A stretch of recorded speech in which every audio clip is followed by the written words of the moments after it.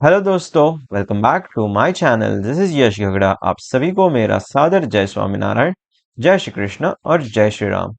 आज के इस वीडियो में हम देखने वाले हैं कुछ स्टॉक्स जिन्होंने मल्टी ईयर ब्रेकआउट कर दिया है या आने वाले टाइम में बड़ा ब्रेकआउट करने वाले हैं। अगर हम एमजीएल को देखते हैं, हमने एमजीएल कहाँ डिस्कस किया था? अराउंड इस लेवल के आसपास, जब एमजीएल 1130 के लेवल्स को ब्रेक कर रहा था, उसी समय हमने एमजीएल को डिस्कस किया था कि एमजीएल में हमें आने वाले टाइम में एक बड़ा ब्रेकआउट देखने मिल सकता है। इस मंथ में हमें एमजीएल ने कितना गेन्स दे दिया? ऑलमोस्ट 23% गेन्स हमें एमजीएल में एक ही मंथ में मिल चुका है। और अगर हम इस जोन का से देखें 1122 से, तो मोर देन 30% का गेन्स हमें अब तक मिल चुका है इन एमजीएल। और अगर हम हमारा जो स्विंग टारगेट क्या था 1575, उसे भी हमें अचीव होने में मोस्ट प्रोबेबली एक महीने के अंदर वो टारगेट भी हमें अचीव होते हुए दिख रहा है। एमजीएल में बहुत ही बढ़िया अच्छा मोमेंटम आ चुका है। आने वाले टाइम में हमें पोजिशनल टारगेट जो हमारा 1732 का है, वो भी बहुत ही जल्द देखने मिल सकता है। चलिए देखते हैं नेक्स्ट स्टॉक सेल, जो मैंने आपके साथ लास्ट वीक में डिस्कस किया था। लास्ट वीक में हमने सेल में क्या डिस्कस किया था? इस सेल में एक बहुत ही बड़ा ट्रेंड लाइन है, और उस ट्रेंड लाइन का ब्रेकआउट होते हुए फाइनली हमें दिख रहा है इसी जोन के पास। और हमारा जो सेल में स्विंग टारगेट क्या था? फर्स्ट टारगेट 150 का, और उसके बाद 193 के लेवल्स हमें सेल में पोजिशनली देखने मिल सकते हैं। हमने डिस्कस किया था, और सेल ने ये वीक के अंदर कितना गेन्स हमें दे दिया? ऑलमोस्ट 7%, मोर देन 7% गेन्स हमें एक वीक के अंदर सेल में मिल चुका है।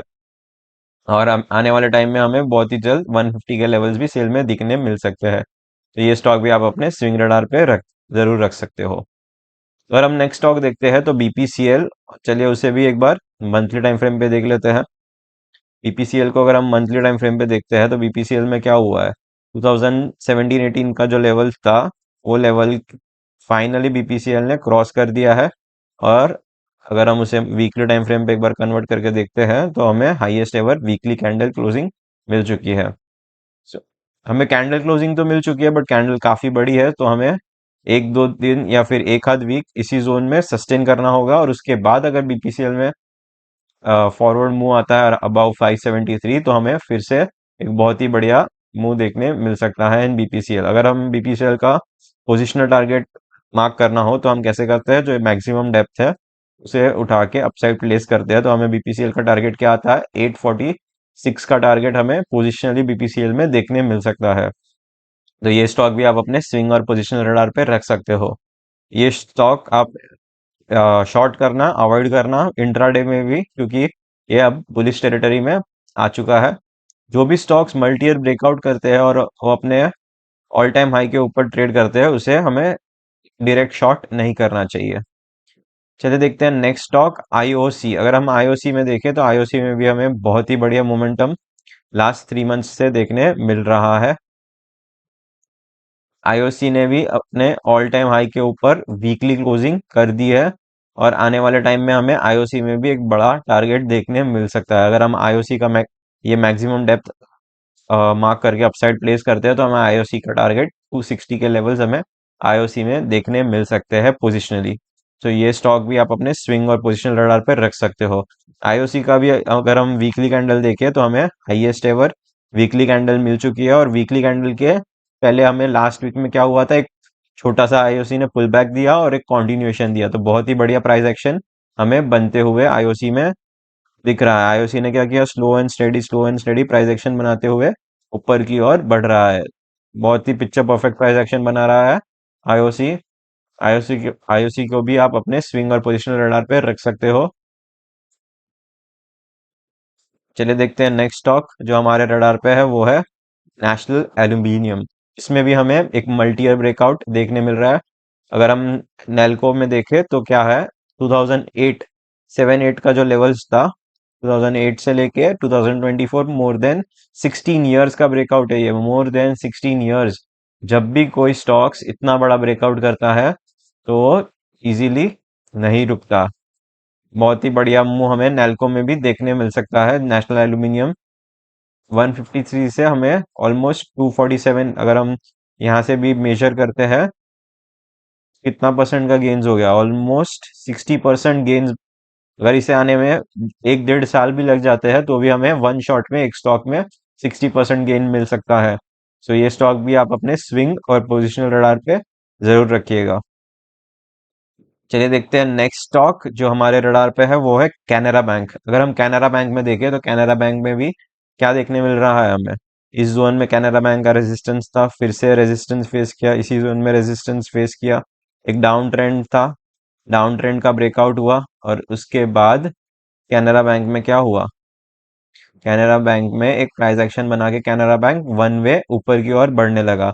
फाइनली कैनरा बैंक ने अपना जो रेजिस्टेंस था उसको भी ब्रेक करके एक हाईएस्ट एवर वीकली क्लोजिंग दे दी है आफ्टर 2012। 2012 के बाद का हाईएस्ट एवर वीकली क्लोजिंग हमें मिल चुका है, और अब कैनरा बैंक अपने ऑल टाइम हाई की ओर बढ़ना शुरू कर चुका है। सो अब कैनरा बैंक का नेक्स्ट टारगेट हम क्या एक्सपेक्ट कर सकते हैं? 727 के लेवल्स। ऑलमोस्ट 40% गेन्स हमें कैनरा बैंक में अब भी मिल सकता है। सो ये स्टॉक भी आप अपने स्विंग और पोजिशनल रडार पे रख सकते हो। अगर हमें स्विंग के लिए एंट्री लेनी होगी तो हम कैसे एंट्री लेंगे? छोटा सा भी अगर पुल बैक आता है तो हम पुल बैक पे एंट्री ले सकते हैं, या फिर जैसे ही कैनरा बैंक 522 के लेवल्स को ब्रेक करता है हम कैनरा बैंक में अपनी एंट्री बना सकते हैं।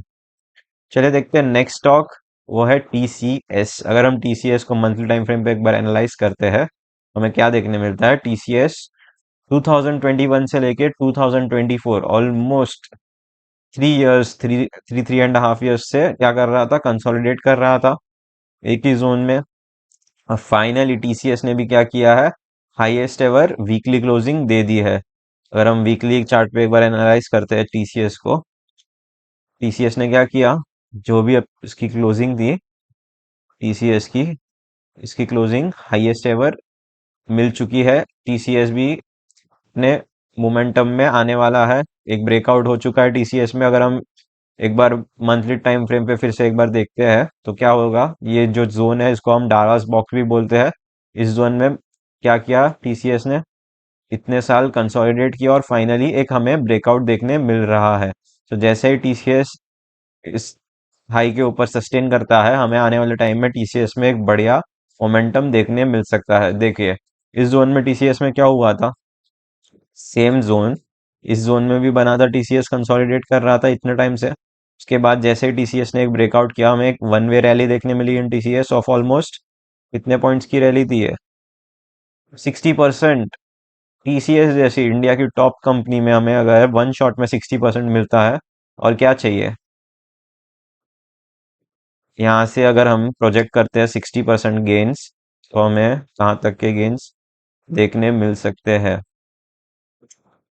ऑलमोस्ट टीसीएस पहुंच सकता है 6400 के लेवल के आसपास। 6400 के लेवल्स हमें आने वाले टाइम में टीसीएस में देखने मिल सकते हैं। सो टीसीएस को अभी आप अपने स्विंग और पोजिशनल रडार पे रख सकते हो। चलिए देखते हैं नेक्स्ट स्टॉक, वो है एमआरपीएल। फिर से एक oil company, refiner oil refinery company. अगर हम ऑयल में इसमें देखें तो इसमें भी हमें कितने बड़ा ब्रेकआउट मिल चुका था एमआरपीएल में? 2008 का ब्रेकआउट हमें 2024 में मिल चुका है, और एमआरपीएल अपना मोमेंटम कंटिन्यू कर चुका है। हमें ऑलरेडी छोटा छोटा सा एक गेन मिल चुका है। एमआरपीएल ऑलमोस्ट 40% गेन्स मिल चुका है, फिर अब भी एमआरपीएल में 40% का गेन्स बाकी है। सो ये स्टॉक भी आप अपने स्विंग और पोजिशनल रडार पे रख सकते हो। अगर कोई सेफ प्लेयर होगा तो थोड़ा पुल बैक के लिए वेट करेगा। एग्रेसिव प्लेयर्स डायरेक्ट एंट्री कर सकते हैं जैसे ही 197 का लेवल ब्रेक करता है एमआरपीएल। अगर हम एमआरपीएल में एक बार डेली टाइम फ्रेम पे एनालाइज करते हैं तो क्या देखने मिलता है? एमआरपीएल सी जोन में क्या कर रहा था? कंसोलिडेशन कर रहा था, और फाइनली एक ब्रेकआउट कैंडल हमें मिल चुका है एमआरपीएल। सो एमआरपीएल भी एक बढ़िया अपसाइड मोमेंटम के लिए रेडी हो चुका है। तो ये स्टॉक भी आप अपने स्विंग और पोजिशनल रडार पे रख सकते हैं।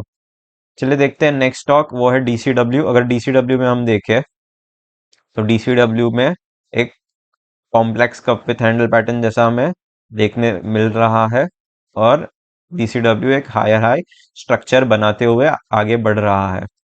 अगर हम डीसीडब्ल्यू का मैक्सिमम डेप्थ को अपसाइड प्लेस करते हैं तो हमें डीसीडब्ल्यू का टारगेट क्या मिलता है? 103 का लेवल।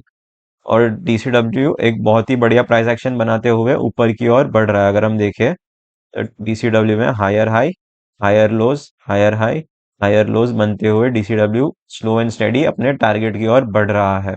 सो ये स्टॉक स्मॉल कैप कंपनी है, सो हम मोर देन 3 to 5% से ज्यादा हम पैसा नहीं लगाना है स्मॉल कैप में।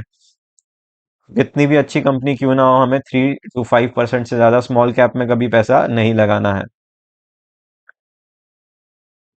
अगर हम डीसीडब्ल्यू का पोजिशनल टारगेट यहाँ से भी एक बार मार्क करके देख लेते हैं कितना गेन्स अभी भी डीसीडब्ल्यू में बाकी है। मोर देन 50% गेन्स हमें डीसीडब्ल्यू में आने वाले टाइम में देखने मिल सकता है। तो ये स्टॉक भी आप अपने स्विंग और पोजिशनल रडार पे रख सकते हो। चलिए देखते हैं नेक्स्ट स्टॉक, रो लिमिटेड, रॉयल ऑर्चिड होटल्स। अगर हम मंथली टाइम फ्रेम पे देखते हैं तो क्या हमें देखने मिलता है, 2006 का ब्रेकआउट करके रो लिमिटेड ने एक हायर हाई स्ट्रक्चर बनाना शुरू कर दिया है। रो लिमिटेड में हमें ब्रेकआउट मिला, उसके बाद ब्रेकआउट के बाद एक पुल बैक कॉन्टिन्यूएशन देखने मिल रहा है। देखो price action, clean price action बना रहा है रो लिमिटेड, और इस हाई के ऊपर हमें एक स्ट्रॉन्ग कैंडल क्लोजिंग मिल चुकी है। सो इस कैंडल के हाई के ऊपर हम फिर से अपनी एंट्री बना सकते हैं। मैंने आपको क्या बताया था, जब भी मार्कअप फेज होगा तब हम हायर हाई पे एंट्री बनाते हैं with previous swing low as R S L. So इसमें हम अपना, अगर हम देखें तो अब भी कितना गेन्स बाकी है, 91% के लिए है। आपको दिखा देता हूँ मैं एक बार मार्क करके। देखिए 389 से लेके 500, ऑलमोस्ट 30% गेन्स अभी भी यहाँ पे बचा हुआ है। अगर इसे अचीव होने में 1 ईयर भी लग जाता है तो भी हमें वन शॉट में 30% मिल सकता है इन रो लिमिटेड। ये स्टॉक भी आप अपने स्विंग और पोजिशनल रडार पे रख सकते हो। Indian bank, next stock Indian bank है। इंडियन बैंक में भी हमें कहा 2017 का ब्रेकआउट मिल चुका है, उसके बाद हमें एक हायर हाई स्ट्रक्चर भी मिल चुका है। देखिए ब्रेकआउट हुआ, पुल बैक और एक कॉन्टिन्यूएशन होते हुए दिख रहा है इन इंडियन बैंक। तो हम इंडियन बैंक में अपनी पोजीशन कैसे बना सकते हैं, हमें एक छोटा सा पुल बैक चाहिए और उसके बाद अगर एक कॉन्टिन्यूएशन होता है तो हम अपना ट्रेड बना सकते हैं। देखिए इंडियन बैंक में क्या हुआ था, आफ्टर ब्रेकआउट इंडियन बैंक इसी जोन में कंसोलिडेट कर रहा था। जब भी कोई स्टॉक एक जोन में बहुत समय तक कंसोलिडेट करता है तो हम उसे डार्वास बॉक्स भी बोलते हैं, और उसमें डार्वास बॉक्स में हम एंट्री कैसे बनाते हैं, जैसे ही हाई ब्रेक करता है और एक पुल बैक और एक कॉन्टिन्यूएशन आता है, हम यहाँ पे एक एंट्री बनाते हैं और हमारा जो प्रीवियस स्विंग लो रहता है वो हमारा एसएल होता है आफ्टर टेकिंग आर एंट्री। क्या हमारा एसएल आया? बिल्कुल नहीं। और डार्वास बॉक्स का जो मेन बेनिफिट क्या है कि हमारा जो टारगेट्स होते हैं वो बहुत ही बड़े होते हैं, सो रिस्क टू रिवॉर्ड काफी अच्छा मिलता है हमें आफ्टर डार्वास बॉक्स ब्रेकआउट्स। सो ऐसे स्टॉक्स आपको कभी मिस नहीं करने हैं। अगर हमें इसमें छोटा सा एक पुल बैक मिलता है तब जाके हम क्या करेंगे, इसमें अपनी एंट्री बनाएंगे इन इंडियन बैंक। बट ये स्टॉक भी बहुत ही ज्यादा बुलिश टेरिटरी में एंटर कर चुका है, सो इसे भी आप अपने स्विंग और पोजिशनल रडार पे रख सकते हो। चलिए देखते हैं नेक्स्ट स्टॉक, वो है जिंदाल स्टील। अगर हम जिंदाल स्टील में देखें तो जिंदाल स्टील में कंटिन्यूज अगर हम देखें तो प्राइस एक्शन बहुत ही बढ़िया बनते हुए Jindal steel slow and steady, देखिए स्लो एंड स्टेडी ऊपर की ओर बढ़ रहा है। प्राइस एक्शन क्या कर रहा है, प्राइस धीरे धीरे करके ऊपर नीचे एक हायर हाई स्ट्रक्चर बना रहा है इन जिंदाल स्टील। एक बार मैं आपको डेली टाइम फ्रेम में भी जिंदाल स्टील को प्राइस एक्शन समझा देता हूँ। देखिए जिंदाल स्टील में क्या हुआ, जिंदाल स्टील ने 2000 दिसंबर 23 में ब्रेकआउट किया, इसी जोन में कंसोलिडेट किया। ऑलमोस्ट 1.5 2 महीने से क्या कर रहा था जिंदाल स्टील, एक हायर लेवल्स पे कंसोलिडेट कर रहा था, और फाइनली ऊपर की साइड एक ब्रेकआउट देखने मिल रहा है। अगर हम यहाँ पे देखें तो यहाँ पे क्या हुआ, यहाँ पे डाउन साइड ब्रेकडाउन किया और इमीडिएटली 2 से 3 दिन में जिंदाल स्टील ने ऊपर की साइड फिर से खींच लिया। तो क्या हुआ, जो भी लोग इस जोन में सोच रहे थे कि यहाँ से जिंदाल स्टील और गिरेगा, उन लोग क्या करेंगे, शॉर्ट पोजीशन बनाए होंगे, और सबकी शॉर्ट पोजीशन यहाँ पे कट गई जैसे ही इस हाई के ऊपर निकला जिंदाल स्टील और इस हाई के ऊपर निकला। तो सब सेलर्स यहाँ पे ट्रैप हो चुके थे, और इसके ऊपर तो जो भी इस जोन में भी सेलर्स थे सबके सब ट्रैप हो चुके हैं। तो जिंदाल स्टील में भी हमें एक बढ़िया मोमेंटम आने वाले टाइम में देखने मिल सकता है, तो ये स्टॉक भी आप अपने स्विंग और पोजिशनल रडार पे रख सकते हो। Next stock is oil India. अगर हम ऑयल इंडिया को एक बार मंथली टाइम फ्रेम पे दिखा देता हूँ आपको, ऑयल इंडिया ने भी क्या किया था, एक 2010 का ब्रेकआउट किया। उसके बाद देखिए मोमेंटम, देखिए 3 महीने के अंदर आपको कितना परसेंटेज गेन्स मिल रहा है, ऑलमोस्ट 40% गेन्स इन 3 मंथ्स। कहाँ मिलता है ऐसा गेन्स, म्यूचुअल फंड्स भी नहीं देते इतना गेन्स, तो भाई इतना गेन्स म्यूचुअल फंड्स भी आपको एक साल में नहीं देते, जितना 3 मंथ में मल्टी ईयर ब्रेकआउट स्टॉक्स दे सकते हैं। सो अगर सिर्फ आप पोजिशनल ट्रेड करते हो और मल्टी ईयर ब्रेकआउट ट्रेड्स करोगे तो भी आपका गेन्स बहुत ही बढ़िया हो सकता है। सो ऑयल इंडिया में ऑलरेडी एक मोमेंटम आ चुका है और ऑयल इंडिया अपने पोजिशनल टारगेट की ओर बढ़ रहा है। तो हमें अपना अगर समझो ट्रेड प्लान करना हो इन ऑयल इंडिया, तो हम कैसे ट्रेड प्लान करेंगे?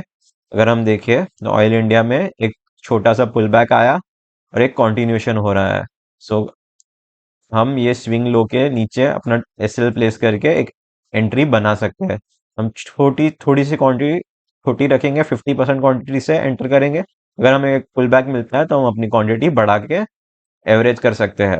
सो ऑयल इंडिया भी एक बहुत ही बढ़िया बुलिश स्टॉक लग रहा है। Next stock is Varroc engineering.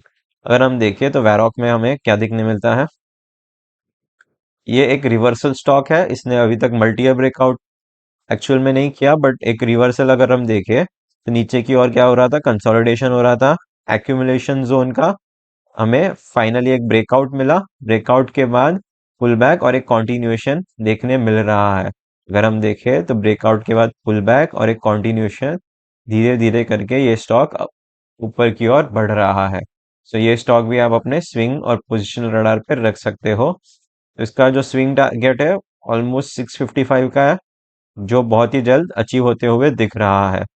और उसके बाद हम अपने न्यू टारगेट्स प्लान करेंगे जैसे ही हमें 655 के लेवल्स ब्रेक होते हुए दिखेंगे। क्योंकि देखिए इस स्टॉक में अगर हम वीकली टाइम फ्रेम में भी देखते हैं तो एक बहुत ही बढ़िया प्राइस एक्शन स्ट्रक्चर बन रहा है।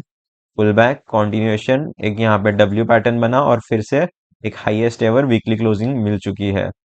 सो प्राइस हमें क्या इंडिकेट कर रहा है, प्राइस इंडिकेट कर रहा है कि मैं ऊपर जा रहा हूँ। जब भी कोई प्राइस एक्शन ऊपर की ओर बनता है तब हमें लॉन्ग अपॉर्चुनिटीज ढूंढ के उसमें अपनी एंट्री बनानी चाहिए, सो हम उसका बेस्ट बेनिफिट ले सकते हैं। So that's all for this video. अगर आपको ये वीडियो अच्छी लगी हो तो इसे लाइक कीजिए, अपने दोस्तों के साथ शेयर कीजिए क्योंकि वो भी कुछ इस वीडियो से सीख सकते हैं। मिलते हैं नेक्स्ट वीडियो में, टिल देन टेक केयर, जय हिंद, वंदे मातरम।